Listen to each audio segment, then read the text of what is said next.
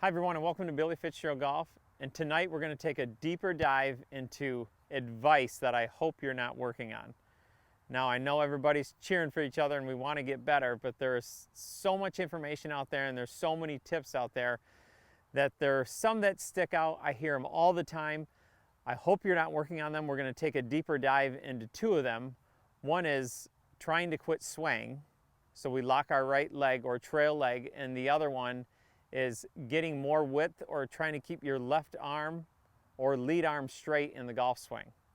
So the first one is trying not to sway or locking your leg, locking your trail hip. Okay, now I don't want you to move off the ball either. The thing with this is that yes, I agree, you don't want your center to move off the ball a great deal. Now, there's been a lot of studies out there that a lot of good players initially move off the ball a little bit, but as their swing gets going a little bit more away from the target, they actually settle in and sit back into it a little bit. So they go away from it and then they come back a little bit. So there can be movement without destroying your swing.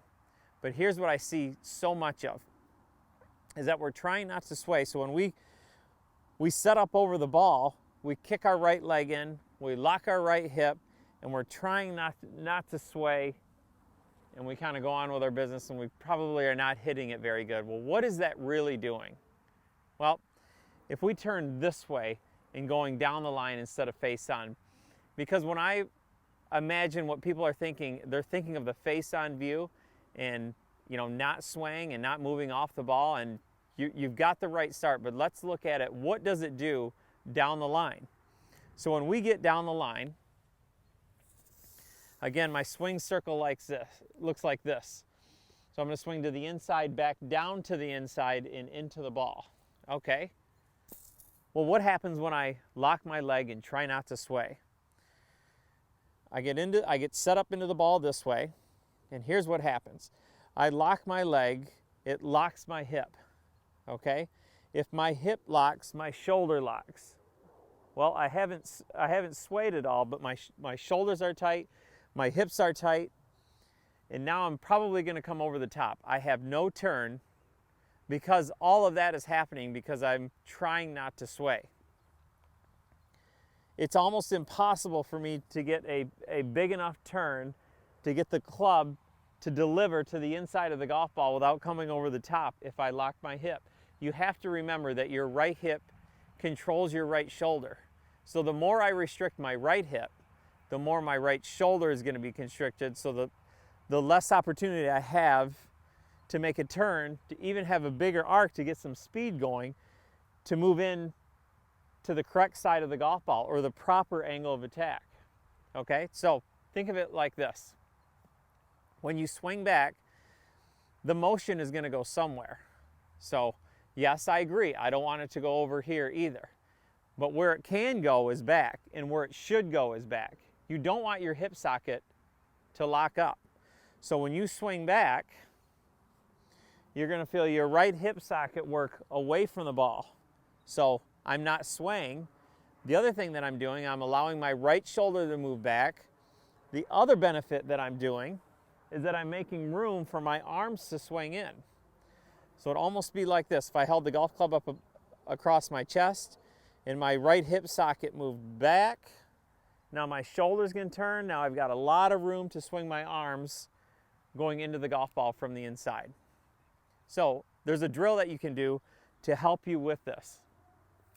You have to remember that our mind and our body, they want to work in straight lines. So when you're working with your hip sockets, they're going straight back and straight forward. So they're working in straight lines this way. It's not a hip turn, it's your hip socket moving back. So we're going to get ready to go. Left foot, right foot back. So I'm already presetting my right hip back. So now you can start to make a couple practice swings, and as you swing, feel your hip socket move back, not lock up, and keep your shoulder from moving. So we'll hit one here. So when you set up, your toe and your heel are in line with each other. That moves my hip socket back. That'll give me plenty of room to swing my arms back and swing back down. So left foot, right foot back. Now I'm able to move my arms back and swing back down.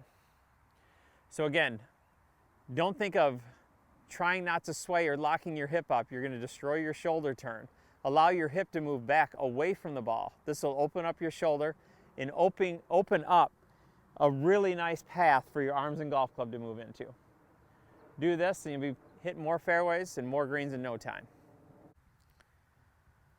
Now to bad advice given number 2, or myth of the left arm being straight. Now there's no question that we've all seen a lot of images of a lot of great players, probably most, that have their left arm straight.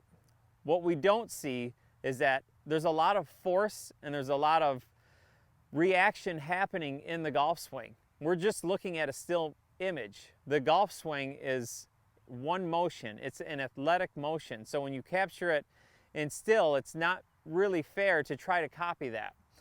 So if I were trying to keep my left arm or my lead arm straight, here's what would happen. And yes, I've seen this and heard this a lot. And this is why we're doing these videos. If I try to keep my left arm straight, as soon as I get to the top of my swing, and as soon as I try to feel like my left arm is going straight, I can feel there's a lot of pressure in my shoulder, in my arm, and then all of a sudden, because of all that pressure that's happening with my left arm, the club head can only go as fast as my body. So I'm never going to hit it anywhere. There's a lot of pressure building in my swing, and the club face is slowing way down. So why would we do that in the first place? Well, maybe to have width to your swing. Width on the way up and on the way down is a great thing. But how does my left arm get straight? Well, it's a reaction. So let me take you through the swing here. So as we get our hands on it right, get our grip on it right, as we swing back, you load your wrist. Okay, and as I'm loading my wrist, my right arm is pushing the handle of the golf club away. So when you're thinking about width of swing, it's not how far I can get the head of the club away from me, which is, yes, going to pull my left arm straight, but it's actually the handle. How far I push the handle away from my center. That's what real width is. So the shaft is more than likely going to be standing up and down, but I do that by pushing against with my right arm. Now you can see my right arm still has a little flex in it.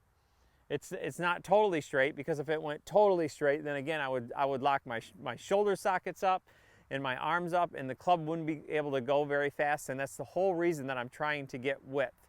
You know, one of the reasons is angle of attack. The other one is that if I create a bigger arc, I can create more speed, but we have to be careful in how we do that. So again, when you're swinging back, making sure that you're pushing the handle away with your right hand, this is what makes your left arm straight. And then same on the way down, I can feel like I've got width here without feeling like I'm sacrificing a bunch of tension in my arms. The last thing I want to do is lock up my arms, my shoulder sockets, because then I become kind of one big ball of tension, and again, the club can't go any faster than my body. And I need my wrists and my arms to be able to move separately from my body. I have to make sure that my arms can move independently of my body so I can have the right angle of attack and have some speed in my golf swing. The minute I lock up my arm, that's gone. So remember, if you're trying to get width, which is a great thing, but how you do it can be a bad thing. You want to feel like you push on the handle with your right hand to make your left arm straight. So we get width back and width down. So again, what I'm trying to do is I'm pushing with my right hand and pushing the handle of the golf club away from my center.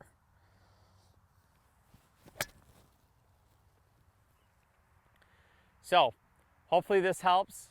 Your left arm or lead arm will go straight, but use your trail arm to help you. It's an effect, not a cause.